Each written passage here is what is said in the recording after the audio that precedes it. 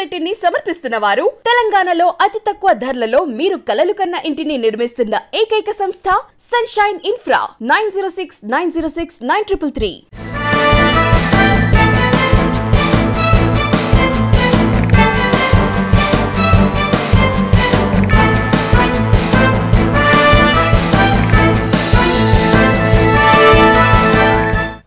నమస్కారం, welcome to V3 news లక్ష్యం సమాజ్ హితం. నేను శృతి. బులెటిన్ ముందుగా హెడ్లైన్స్ చూద్దాం. పరిగిలో ఇరు వర్గాల మధ్య ఘర్షణలు, దాడిలో గాయపడిన పలువురు యువకులు.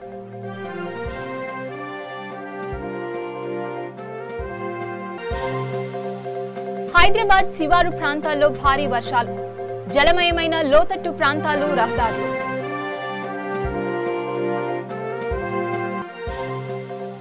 పూరి జగన్నాథ్ చార్మి నిర్మాతలుగా రొమాంటిక్, గోవాలో పూర్తి చేసిన చిత్రం షూటింగ్.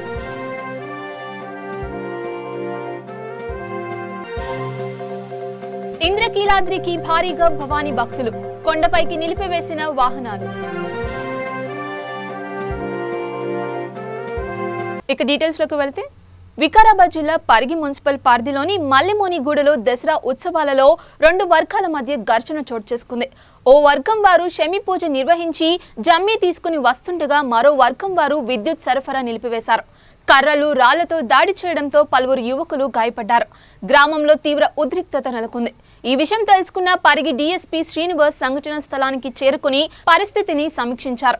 ఇరు వర్గాలను శాంతింపచేశారు. తమకు న్యాయం జరగలేదని, దాడి చేసిన వాళ్లను అదుపులోకి తీసుకోలేదని బాధితులు రాస్తారోకో నిర్వహించారు. మరి కొట్టడం జరిగింది. ముందే ప్రీ ప్లాన్ గా వాళ్ళు అనుకొని మా పైన దాడి చేయడం జరిగింది. హిందూ ముస్లిం రెండు వర్గాలు ఉంటాయి. ఇందులో నేను హెడ్ కానిస్టేబుల్ని హైదరాబాద్లో.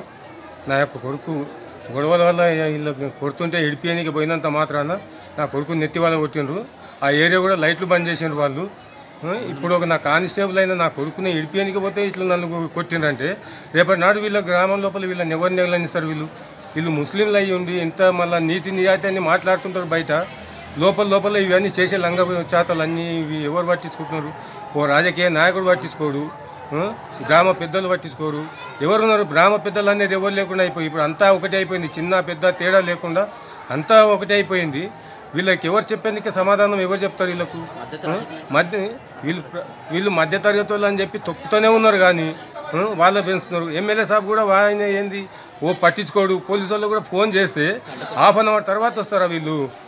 అంత నెగ్లెక్షన్ చేస్తే ఎట్లా? వీళ్ళు డిపార్ట్మెంట్ డ్యూటీ చేస్తున్నారా? ఏం చేస్తున్నారు? నేను కూడా కానిస్టేబుల్, నేను డ్యూటీ చేస్తున్నా.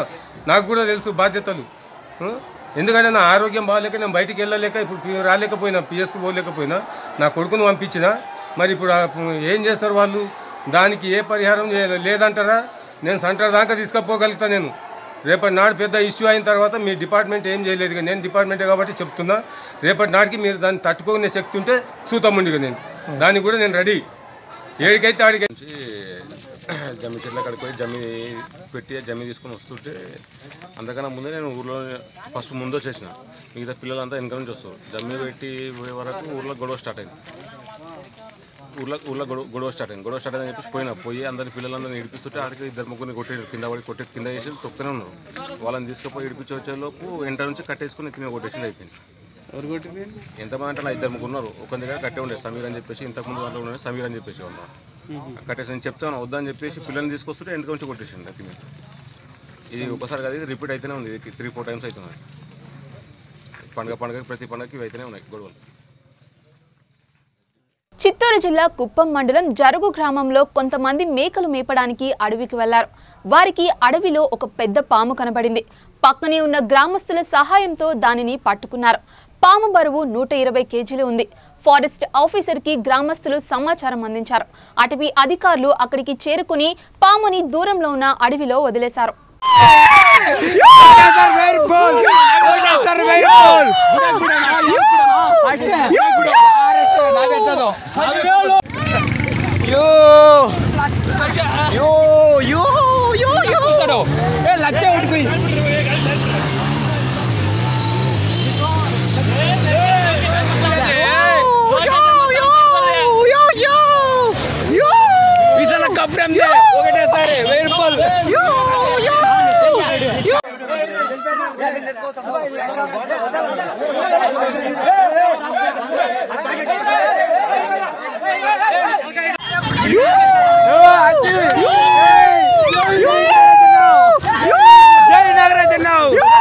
రాజేంద్రనగర్, అత్తాపూర్, కాటేదాన్, శివరాంపల్లి, బండ్లగూడ ప్రాంతాల్లో కురుస్తున్న వర్షంతో స్థానికులు నానా యాతన పడుతున్నారు. వర్షం ఇలాగే కొనసాగితే హిమాయత్ నగర్, గండిపేట జలాశయాలకు వరద పెరిగే అవకాశం ఉంది. నిండుకుండలా ఉన్న 2 జలాశయాల గేట్లు ఎత్తే అవకాశమూ ఉంది. ఈ సంవత్సరం ఇప్పటికే 3 సార్లు అధికారులు గేట్లు ఎత్తి నీటిని దిగువకు వదిలారు.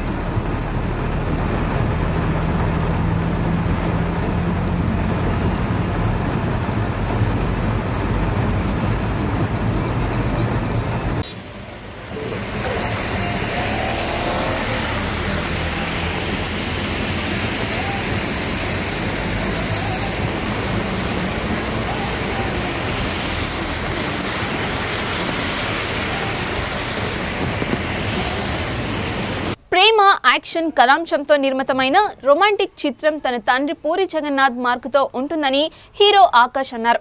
రొమాంటిక్ చిత్రం ప్రమోషన్ కార్యక్రమం నగరంలో 4 పాయింట్ హోటల్లో నిర్వహించారు. రొమాంటిక్ చిత్రానికి తన తండ్రి కథ, స్క్రీన్ ప్లే అందించారని, అనిల్ పొడారి దర్శకత్వం వహించారని తెలిపారు. నటి రమ్యకృష్ణ మంచి పవర్ఫుల్ పాత్ర పోషించారని చెప్పారు. హీరోయిన్ కెటికా శర్మ తొలి సినిమాలోనే ఎంతో బాగా నటించారన్నారు. గోవాలో షూటింగ్ చేశామని చెప్పారు. పూరి జగన్నాథ్, చార్మి నిర్మాతలుగా ఈ చిత్రాన్ని నిర్మించారు.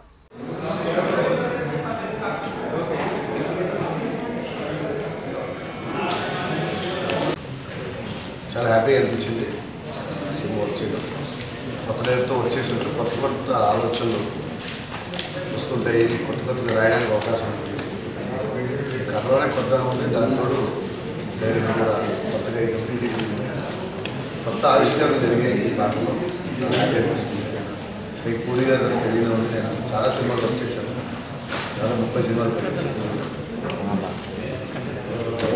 పెద్ద వేరే డైరెక్టర్ పనిచేసే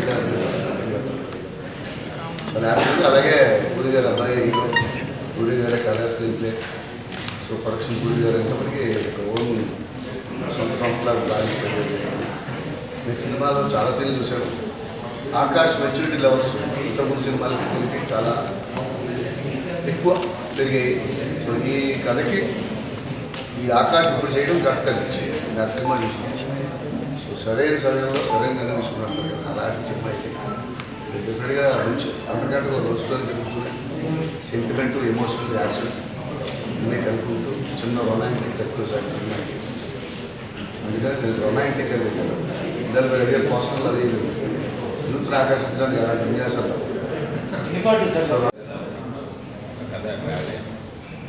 నువ్వు చేస్తే డిఫరెంట్ ఫ్లేవర్ వస్తుంది, బాగుంటుంది అంటే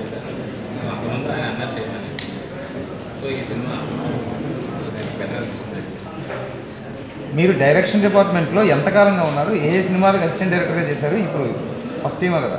ప్రీవియస్ మీ జర్నీ చెప్పండి. నేను అసిస్టెంట్ డైరెక్టర్ ఎక్కడ చేయలేదండి, డైరెక్షన్ చేస్తున్నాను. అంతకుముందు విఎఫ్ఎక్స్ సూపర్వైజర్, విజువల్ ఎఫెక్ట్స్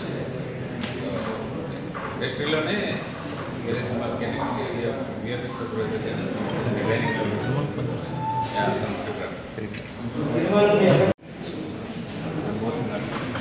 మీ ఫేవరెట్ హీరో నాకు Rajinikanth, heroine heroine Anushka, director daddy పక్కన డాడీ కాకుండా డాడీ ఇష్టం, డాడీ కాకుండా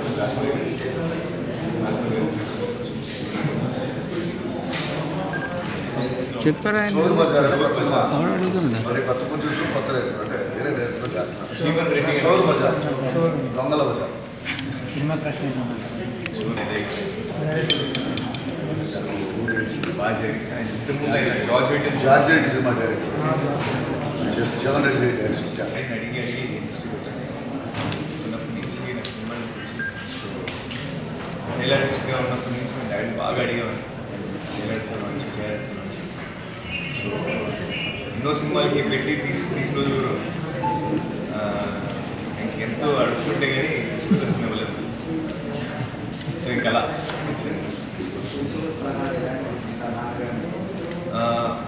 ఎక్కువ లేదు. ఆయన నా కథలు కూడా వింటారు, నేనే నా కథలు వింటాను, ట్రై చేస్తాను. సో ఎక్కువ లేవు, బట్ నాకు ఇంకా కన్ఫ్యూజన్ లేదు. సంగారెడ్డి జిల్లా పటాన్చెరు పారిశ్రామిక ప్రాంతంలోని రామచంద్రపురం, బెల్, అమీన్పూర్, జిన్నారం, గుమ్మడిదల తదితర ప్రాంతాల్లో భారీ వర్షం పడింది. దీంతో రహదారులు జలమయమయ్యాయి. వరదలతో వాహనదారులు ఇబ్బందులు పడ్డారు. లోతట్టు ప్రాంతాలు జలమయం కావడంతో స్థానికులు నానా అవస్థలు పడ్డారు.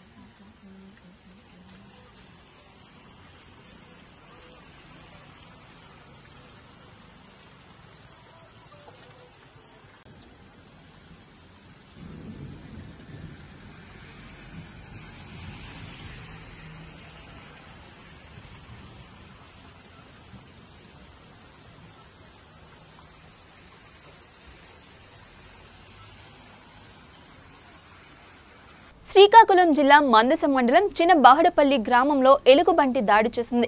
గ్రామానికి చెందిన లోకనాథం అనే వ్యక్తిపై ఎలుగుబంటి దాడికి పాల్పడింది. ఈ ఘటనలో లోకనాథం తీవ్ర గాయాలు పాలయ్యాడు.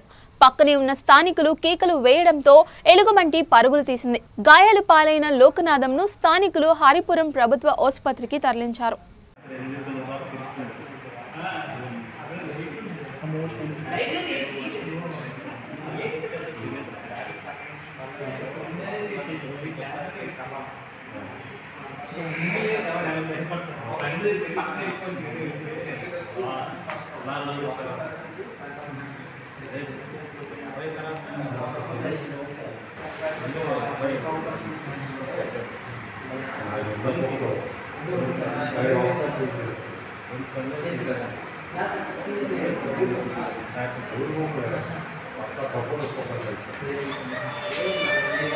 అన్న ఎవరిదో ఫోను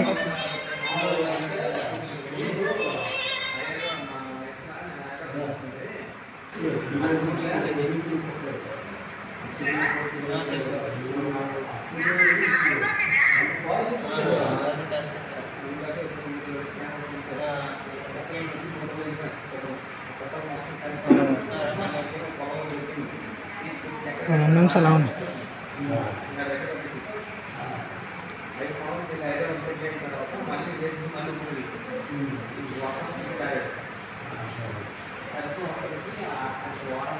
విజయవాడ ఇంద్రకీలాద్రికి భవానీ భక్తులు భారీగా తరలి వస్తున్నారు. భవానీల రద్దీతో క్యూ లైన్లు కిటకిటలాడాయి. దీంతో 2 రోజుల పాటు ఇంద్రకీలాద్రిపై వీఐపీ ప్రోటోకాల్ దర్శనాలు రద్దు చేశారు. అన్ని సాధారణ దర్శనాలే ఉంటాయని ఆలయ అధికారులు తెలిపారు. భక్తుల రద్దీ వల్ల కొండపైకి ఎటువంటి వాహనాలకు అనుమతి ఇవ్వడం లేదు. శ్రీ రాజరాజేశ్వరి అలంకారంలో అమ్మవారు భక్తులకు దర్శనమిచ్చారు.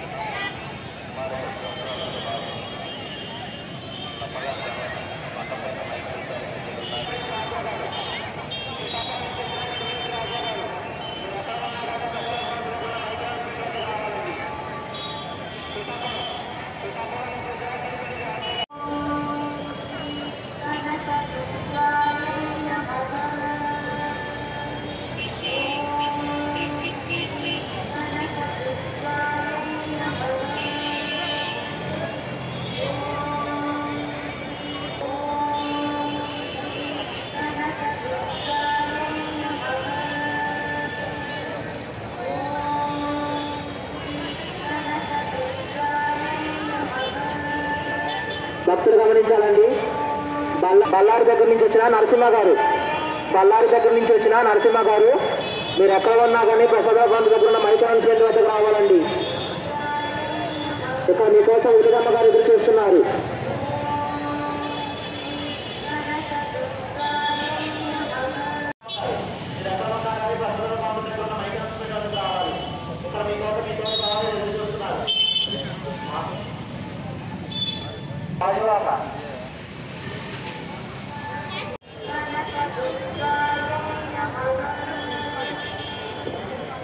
భక్తులు గమనించాలండి.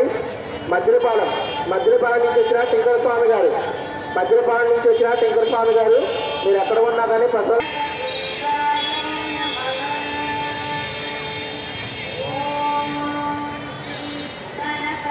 భక్తులు గమనించాలండి. దర్శనార్థం వచ్చే భక్తులు మాస్కులు ధరించాలండి. మాస్కులు ధరిస్తూ భౌతిక దూరాన్ని పాటిస్తూ ఉండాలండి. ప్రసాదాల కౌంటర్ ముందు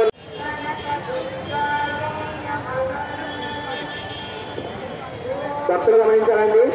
మద్దిలపాలెం నుంచి వచ్చిన టింకర స్వామి గారు, మద్దిలపాలెం నుంచి వచ్చిన టింకర స్వామి గారు, మీరు ఎక్కడ ఉన్నా కానీ ప్రసాద్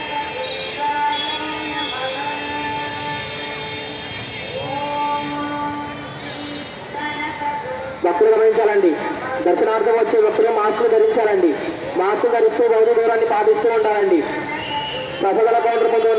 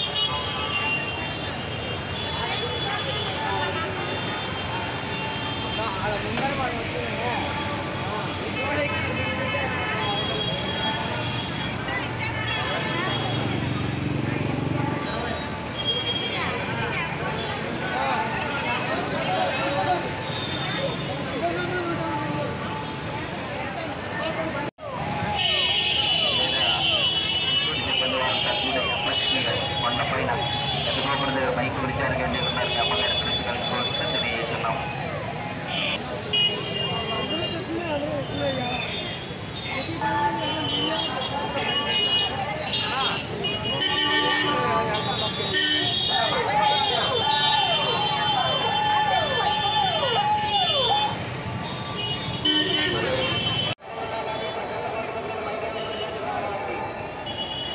విజయవాడ దసరా నవరాత్రుల సందర్భంగా అమ్మవారిని దర్శించుకోవడానికి వచ్చిన భక్తురాలితో ఓ పోలీస్ అసభ్యకరంగా ప్రవర్తించాడు.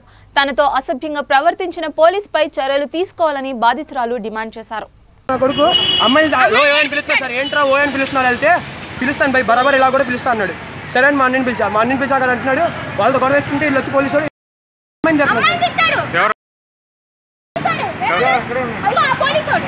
ఏం సార్ మాస్క్ ఇవ్వండి.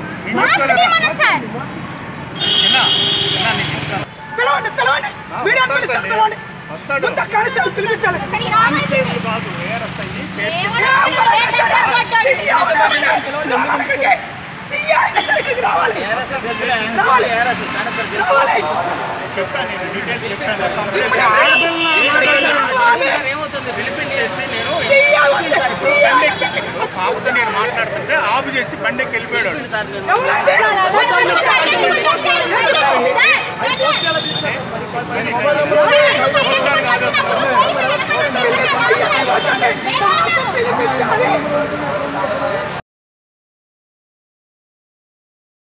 విశాఖ పౌర గ్రంథాలయంలో బొగ్గు కొరత విద్యుత్ సంక్షోభం అనే అంశంపై సదస్సు నిర్వహించారు. ఈ కార్యక్రమంలో మాజీ MLC EAS Sarma, professor K Nageswara Rao, CH Narasinga Rao, GVMC floor leader doctor B Ganga Rao పాల్గొని ప్రసంగించారు. రాబోయే రోజుల్లో ఈ సంక్షోభం నుండి బయటపడే మార్గాలపై చర్చించారు. మేధావుల సూచనలు తీసుకున్నారు. 100 సంవత్సరాలకు సరిపడా బొగ్గు నిల్వలు ఉన్నా కేంద్రం కావాలనే విద్యుత్ ఛార్జీలు పెంచేందుకు బొగ్గు సంక్షోభం సృష్టిస్తుందని సిఐటియు రాష్ట్ర నాయకులు నరసింగరావు ఆరోపించారు. అందుకని విద్యుత్ ఫ్యాక్టరీలు అన్ని చోట్ల కూడా ఈ కొరత అనేటువంటిది కృత్రిమంగా ప్రభుత్వం చేయడం వల్ల వచ్చింది. అందుకే నిన్న ఒక యూనిట్ 20 రూపాయలు దాకా పెంచుకోవడానికి కేంద్ర విద్యుత్ కమిషన్ అనుమతించింది. అదాని అలాగే టాటా కంపెనీలు సెప్టెంబర్ 15వ తేదీ దగ్గర నుంచి మాకు రేటు చాలదు, పవర్ పర్చేజింగ్ అగ్రిమెంట్లు మార్చాలి, విద్యుత్ ఛార్జీలు పెంచాలని విద్యుత్తును ఉత్పత్తి చేయడం ఆపేశారు. అంటే పెట్టుబడిదారులు ఈరోజు బెదిరించి అలాగే వాళ్లతో కేంద్ర ప్రభుత్వం బీజేపీ కుమ్మక్కై ఈ విద్యుత్ ఛార్జీలు అనేటువంటిది పెంచారు. సెన్సెక్స్ ధరలు విపరీతంగా మనం చూసాం పెరిగాయి. ఇవన్నీ కూడా కావాలని ధనవంతులు, కార్పొరేట్లు, పెట్టుబడిదారులకు అనుకూలంగా కేంద్ర బీజేపీ ప్రభుత్వం ఇప్పటికే పెట్రోల్, డీజిల్, గ్యాస్ ధరలు విపరీతంగా పెంచింది. ఇంధనాల్లో భాగంగా ఉన్నటువంటి విద్యుత్తుని కూడా పెంచడానికి దీన్ని వీటిల్లో మనం రాజీ పడలేము. విద్యుత్ వాడుకోకుండా ఉండలేము. అందుకని సచ్చినట్టు ఎంత ధర నిర్ణయిస్తే అంత ధరకి మనం చెల్లించాల్సిన పరిస్థితి అనేటువంటిది వస్తుంది. అందుకని కావాలని కొరతను సృష్టించి ఈ రకంగా ధరలు పెంచుతుంది. ఇది దుర్మార్గమైనటువంటి విషయం. దీన్ని సిపిఎం పార్టీ తీవ్రంగా ఖండిస్తున్నది. రాష్ట్ర ప్రభుత్వం కూడా సకాలంలో ఒత్తిడి చేసి బొగ్గుల నిల్వలు తెప్పించుకోలేకపోవడం యొక్క రాష్ట్ర ప్రభుత్వం యొక్క వైఫల్యం, రాష్ట్ర ప్రభుత్వం కేంద్రాన్ని నిలదీయలేకపోవడం వల్ల జరిగినటువంటి నష్టాన్ని కూడా ఈ సందర్భంగా తెలియజేస్తున్నాం. అందుకని ఇప్పటికైనా కేంద్ర ప్రభుత్వం తన తప్పుడు విధానాలు విరమించుకోవాలని, లేకపోతే తీవ్రంగా ప్రజానీకం ఆందోళనకు ముందుకు రావాలని కోరుతున్నాం. విశాఖ ఉక్కు ప్రైవేటీకరణను వ్యతిరేకిస్తూ చేస్తున్న రిలే నిరాహార దీక్షలు ఈ నెల 19వ తేదీకి 250 రోజులకు చేరుకుంటున్నాయి. స్టీల్ ప్లాంట్ మెయిన్ గేట్ వద్ద 250 మందితో 25 గంటల పాటు నిరాహార దీక్ష చేస్తామని ఉక్కు పరిరక్షణ కమిటీ కన్వీనర్ అయోధ్యరామ్ తెలిపారు. విశాఖ ఉక్కు ఆంధ్రుల హక్కు అనే నినాదంతో 32 మంది ప్రాణత్యాగాలు చేశారని ఆయన గుర్తు చేశారు.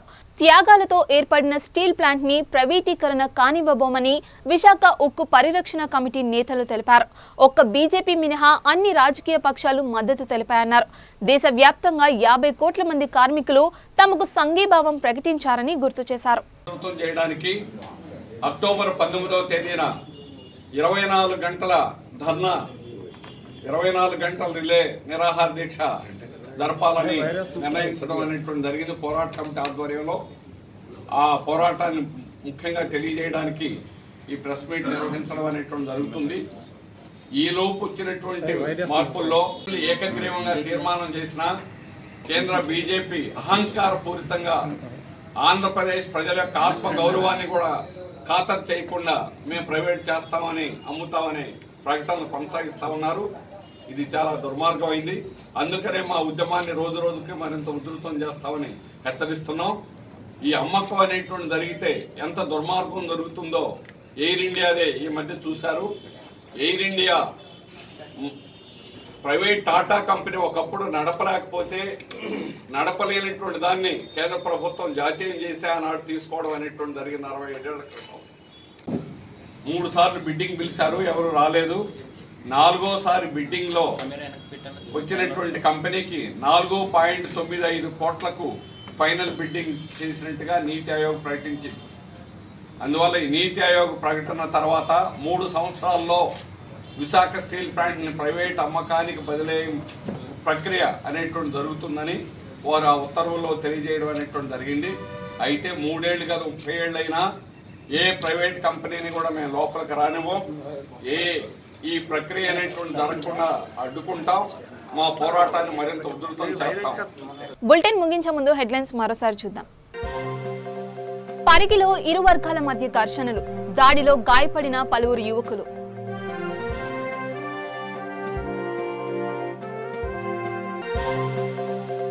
హైదరాబాద్ శివారు ప్రాంతాల్లో భారీ వర్షాలు, జలమయమైన లోతట్టు ప్రాంతాలు, రహదారులు.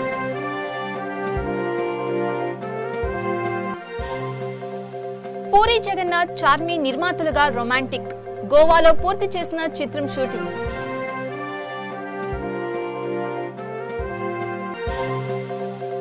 ఇంద్రకీలాద్రికి భారీగా భవానీ భక్తులు, కొండపైకి నిలిపివేసిన వాహనాలు. మరిన్ని అప్డేట్స్ కోసం చూస్తూనే ఉండండి V3 న్యూస్. లక్ష్యం సమాజహితం.